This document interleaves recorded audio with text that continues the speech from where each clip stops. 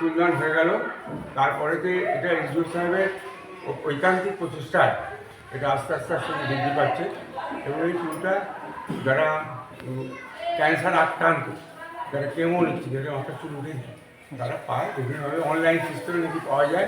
এছাড়া বিভিন্ন cancer hospital থেকেও তাদেরকে প্রোভাইড করা যায়। আচ্ছা আচ্ছা। যাক, এই চুলদানের মাধ্যম দিয়ে সমাজের উদ্দেশ্যে কি বার্তা দিতে চাচ্ছেন? আমাদের একটাই বার্তা, দেখুন চুলটা বড় হলে তো এমনি বড় হলে অনেকেই নষ্ট করে দেয়। ঘাটাল মহকুমার রেড ক্রস সোসাইটিতে এসে 9 জন মহিলা তারা চুলদান করলেন। এই চুলগুলো আমরা সবটাই মদত foundation cope up with cancer সেখানে পাঠিয়ে দিচ্ছি।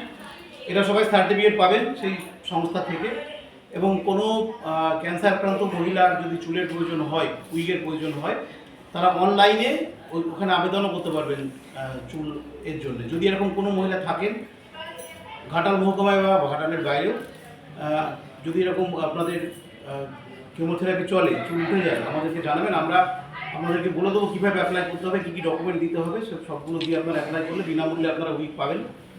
সেক্ষেত্রে ইনকাম সার্টিফিকেট এবং চিকিৎসার সমস্ত